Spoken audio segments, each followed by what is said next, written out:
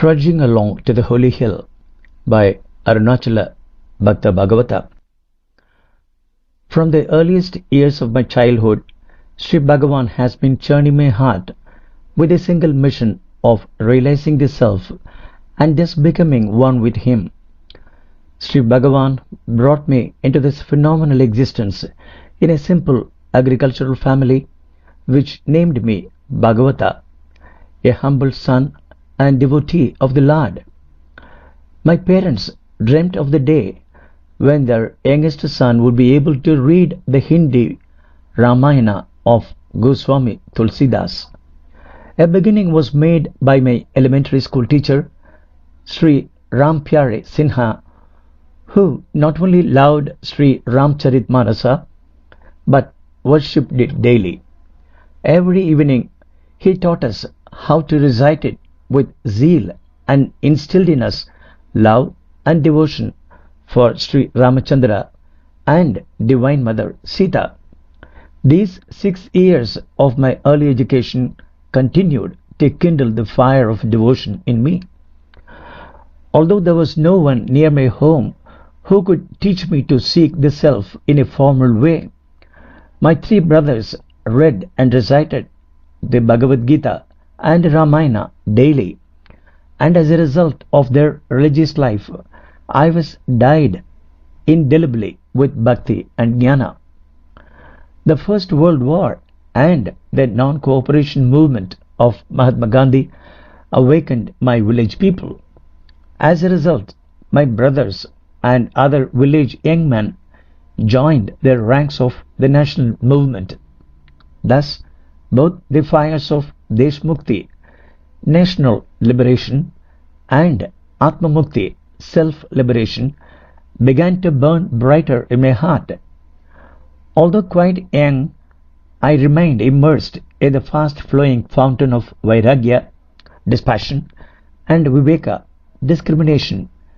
Treading these difficult paths of patriotism and devotion was only possible with the infinite grace and mercy of Lord Ramana, who never allowed me to get entangled in projects that many a time led guileless aspirants astray.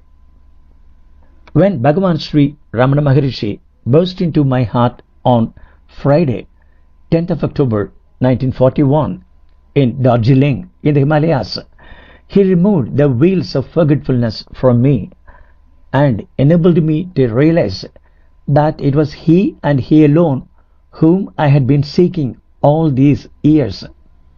When I saw his many pictures and read the text of the book, A Search in Secret India by Paul Brenton, the old relationship was re-established.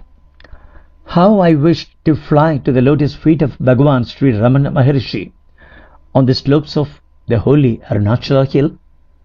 But he did not allow me to come to him while he was abiding in the body, for the simple reason that I might look on him as the body.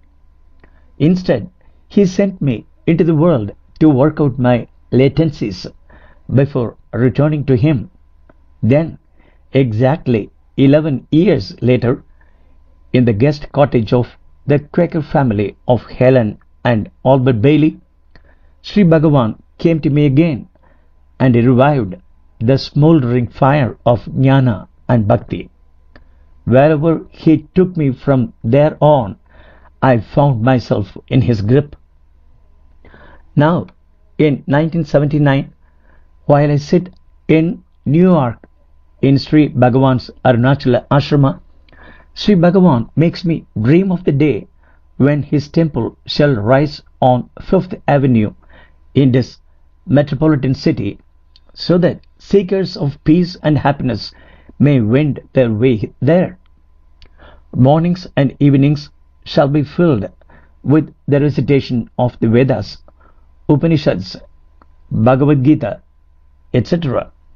Abide in the self, in the inmost recesses of the heart, shall fill the temple, and people from different walks of life shall learn to tread his direct path of self-inquiry.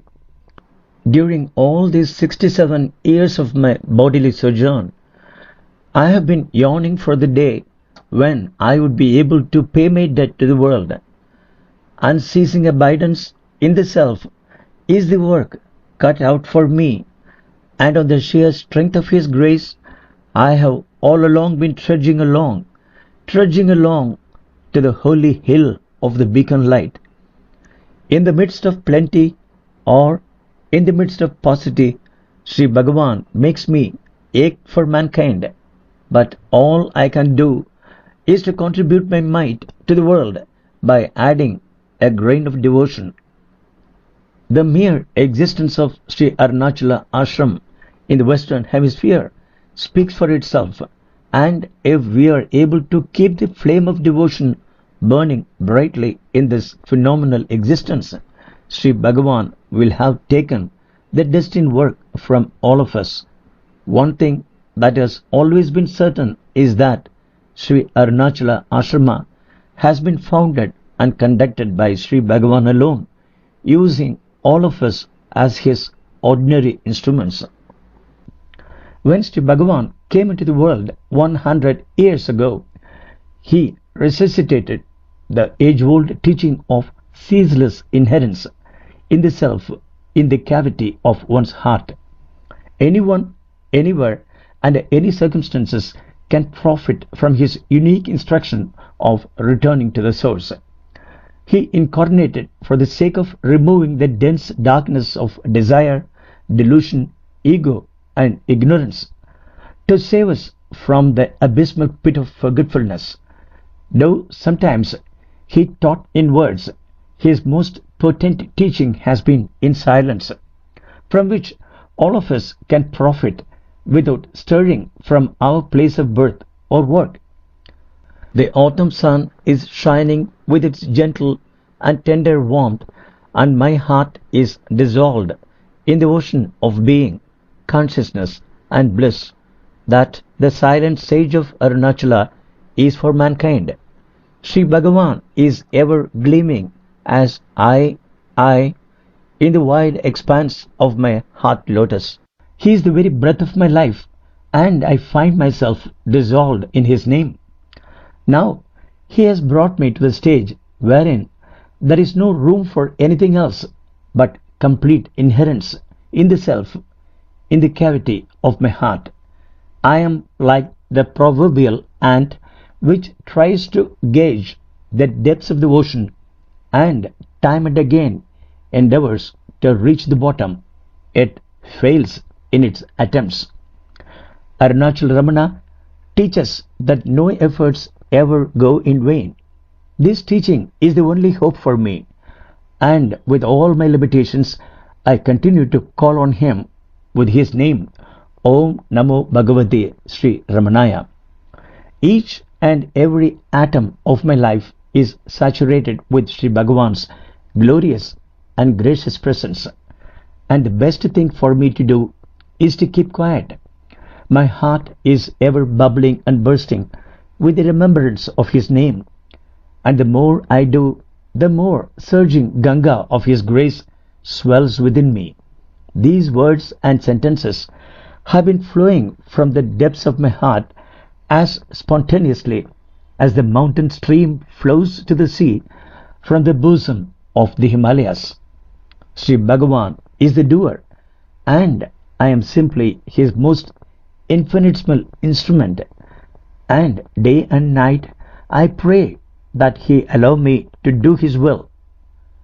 May I ever abide in Bhagavan Sri Ramana Arunachala.